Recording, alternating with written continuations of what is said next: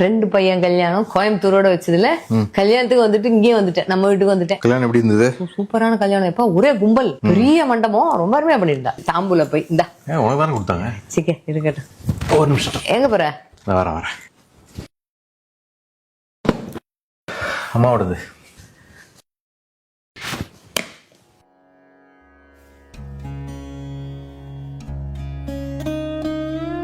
Emotional ஆகாத.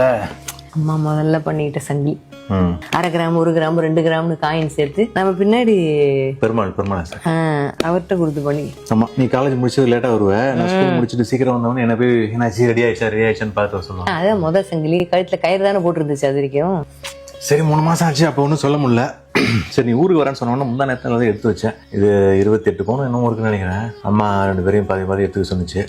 நான் அவள்கிட்டையும் கேட்டேன், அக்கா ஃபர்ஸ்ட் எடுத்துக்கிட்டோம், அதுக்கப்புறம் நான் எடுத்துக்கிறேன் அப்படின்னா. நீ பாரு, உனக்கு எது வேணுமோ அதை பாரு. ஏன் இல்ல வெள்ளாமையில பங்கு போட்டுக்காம அறுவடை நேரத்துக்கு பைய தூக்கிட்டு பங்கு கேட்க வரதா? இல்ல புரியல. இல்ல உனக்கு புரியாததெல்லாம் ஒண்ணும் கிடையாது, சும்மா புரியாத மாதிரி சொல்லாத. ஒரு வாட்டி அம்மாவுக்கு உடம்பு முடியாம போகுது, ஆம்புலன்ஸ்ல அள்ளி போட்டு போக வேண்டியது, எமர்ஜென்சி இங்க வேண்டியது, 20 நாள் ஹாஸ்பிட்டல்ல சேர்க்க வேண்டியது, ஆபீஸுக்கு லீவ் போட்டு வீட்டு வாய் அடைக்காது. நான் ஒரு வாட்டி கூட அந்த மாதிரி எனக்கு தேவையான நேரத்துக்கு ஓடி வர முடியல. எனக்கா தோதுபட்டப்ப வந்து பார்த்தேன். அவஸ்தப்படுறதெல்லாம் ஒருத்தன், பங்குல மட்டும் இது எனக்கு சரியா படவே இல்லை முருகி. இப்போ அவளும் அவங்க அம்மா வீட்டுக்கு போயிட்டே இருக்கா, அவன் அண்ணதான் அங்க பாத்துக்கிறான். நீ உறவுக்கும் உரிமைக்கும் எதுக்கு முடிச்சு போற? அது வேற இது வேற. உறவு புரியுது எனக்கு, உறவு தான். உரிமை பத்தி பேசணும்னாக்கா பொறுப்புல பாதிக்கிறாது. பங்கு எல்லாத்துக்கும் விளக்க சொல்ல முடியாது. எப்பயுமே நீ பேசுறதா ரைட்டுன்னு பேசிட்டு இருக்கா, தெரியுதா?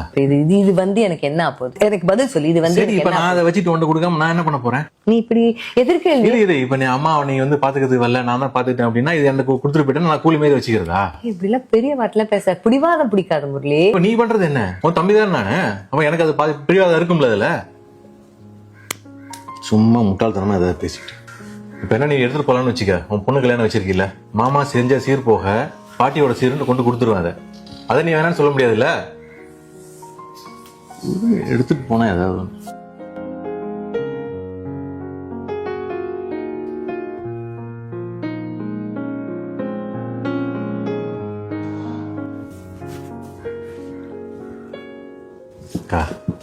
நீ பாரு. படப்படன்னு பேச நினைக்காத. பேத்திக்கு பாட்டி சீரது வேறக்கா. அம்மா வந்து உனக்கு தான் கொடுக்கணும்னு ஆசைப்பட்டது, நாங்களும் அதான் நினைக்கிறோம். அம்மா உன்னை என்ன சொல்லுவா? தங்கம்மான்னு சொல்லுவா. நீ எடுத்துட்டு போக்கா, உனக்கு தான் சேரணும். ப்ளீஸ் புரிஞ்சுக்கோ.